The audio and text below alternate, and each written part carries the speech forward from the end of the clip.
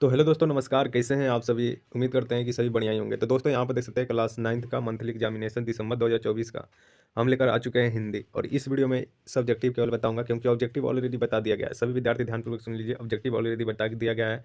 और इस वीडियो में आप सभी को सब्जेक्टिव बताऊंगा और डाउनलोड करना भी सिखाऊंगा किस प्रकार से डाउनलोड किया जाता है। चलिए, ऑब्जेक्टिव पूरा का पूरा हो चुका है तो इसको छोड़ देते हैं, ठीक है। बात कर लेते हैं सब्जेक्टिव का, ठीक है, यानी कि सेक्शन बी का। ठीक है, तो यहाँ पर देखिए, सबसे पहले यहाँ पर देखिए निम्नलिखित प्रश्नों का उत्तर दें। ये बिल्कुल ओरिजिनल प्रश्न पत्र है, ध्यान दीजिएगा आप लोग। दिया गया पहला नंबर क्वेश्चन की तारनाथ थे, तो तारनाथ थे पूछा गया है। दूसरा नंबर पूछा गया क्वेश्चन ख में कि चैंपियन कितने साल की है। और ग नंबर पूछा गया कि अष्टवक्र क्या क्या बेचा करता था। और घ नंबर क्वेश्चन है कि टॉल्स्टॉय ने अपनी समाधि के विषय में क्या कहा था। और अंग नंबर क्वेश्चन है कि कबीर रैदास ने अपने ईश्वर को किन किन नामों से पुकारा। चलिए, उसके बाद में क्वेश्चन है 4 नंबर कि सुनहाली चादरें कहाँ बिछाई हुई है। और उसके बाद में है 6 नंबर कि कवयित्री महादेवी वर्मा किसे मालिन नहीं करने की बात करती है। चलिए, उसके बाद में है 9 नंबर की राह में खड़ा भिखारी किसे कहा गया। तो उसके बाद में है कि पूरा हिंदुस्तान मिलेगा कविता में विद्या की खेती क्या क्या अभिप्राय है। उसके बाद में अंगम है कि विशेषण किसे कहते हैं। उसके बाद में देखिए 2 नंबर प्रश्न है निम्नलिखित में से किसी एक विषय पर 250 से 300 वर्ड शब्दों में लिखना है निबंध।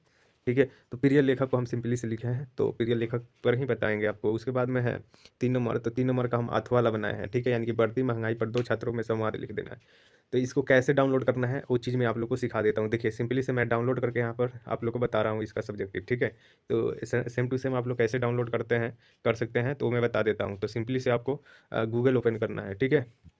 तो गूगल ओपन कर लीजिएगा यहाँ से और सर्च कीजिएगा gurugyanastudypoint.com। सिंपली से इसको सर्च कर देना है और ऊपर वाला ही देखिए इतना आपको आएगा, लेकिन ऊपर वाला ही आप पर टैप कीजिएगा, ऊपर वाला पर।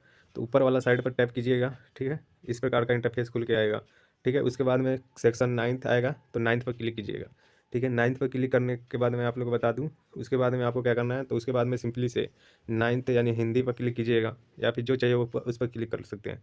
तो 9th पर क्लिक करने के बाद में आपको नीचे बढ़ना है और नीचे बढ़ते ही ये ऑब्जेक्टिव का आंसर किया है, नीचे सब्जेक्टिव मिलेगा, ठीक है। तो सब्जेक्टिव का हिंदी का देखिए यहाँ पर तारनाथ कौन थे, सेम टू सेम पूरा क्वेश्चन का उत्तर यहाँ पर मिलेगा, ठीक है। पूरा सब्जेक्ट का उत्तर यहाँ पर मिलेगा आपको, ठीक है। तो चलिए, इसका उत्तर मैं आपको पढ़ कर बता देता हूँ, ठीक है, कि तारनाथ कौन थे, इसके बारे में पूरा आपको बता देता हूँ, ठीक है। चलिए, तो यहाँ पे देखिए तारनाथ कौन थे। तो सबसे पहले यहाँ पे देखिए तारनाथ, देखिए 1575 से 1634 तक तिब्बती बौद्ध विद्वान और प्रतिपादक माना जाता है। उन उनका मूल नाम, ठीक है, कुन दागा यानी कि सिन्या लामानाथ का जन्म तिब्बत में हुआ था, ठीक है। उन्हें व्यापक रूप से इसका सबसे सबसे वो माना जाता है कि इनका संस्कृति सक्षम अनुतर्ग था, ठीक है। ये हो गया पहला का उत्तर। उसके बाद में दूसरा नंबर क्वेश्चन का उत्तर है चंपिया कितने साल की है।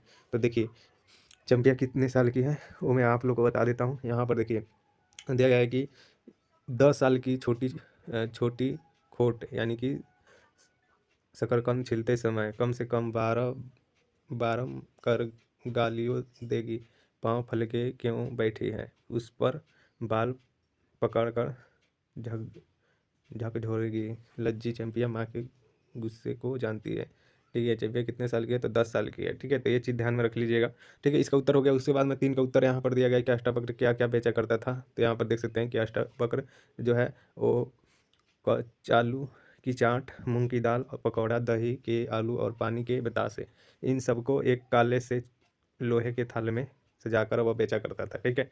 चलिए, तो ये हो गया। उसके बाद देखिए 4 नंबर प्रश्न की टॉल्स्टॉय ने अपनी समाधि के विषय में कहा था। तो देखिए यहाँ पर अपने समाधि के विषय में टॉल्स्टॉय आदेश जारी किया था कि मृत्यु के होते ही उनकी वैसी समाधि बाद निर्धन से बने, उनकी मृत्यु पर उनकी भाषा न हो, ठीक है। चलिए, उसके बाद में 5 नंबर क्वेश्चन का उत्तर कि कवि रैदास ने इन ईश्वरों को किन किन नामों से पुकारा था। चलिए, तो रैदास ने अपने स्वामी को गुसैया, गरीब निवाजू, लाल गोविंद, हरि प्रभु इत्यादि नामों से पुकारा था, ठीक है। ये हो गया 5 गो लघु उत्तरीय से प्रश्न, ठीक है। उसके बाद में 2 नंबर क्वेश्चन है कि निम्नलिखित में किन्हीं एक विषयों पर 300 250 से 350 तक मतलब आप लोग को निबंध लिख देना है, ठीक है। तो सिंपली से मेरे प्रिय कवि पर निबंध लिखे हैं, तो यहाँ पर इतना दूर में मिलेगा आपको, तो ये इतना दूर में आपको लिख देना है। ये सारा वेबसाइट पर उपलब्ध है, तो आप लोग इस वेबसाइट पर आइएगा और सारा चीज़ आकर यहाँ से देख लीजिएगा, ठीक है।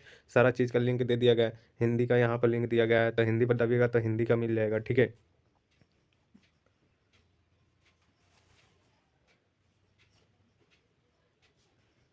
चलिए सारा चीज़ यहाँ पर आपको देखने को मिलेगा। चलिए, तो सारा चीज़ आकर देख लीजिएगा। चलिए मिलते हैं नेक्स्ट वीडियो में, तब तक के लिए जय हिंद दोस्तों, टेक केयर, बाय।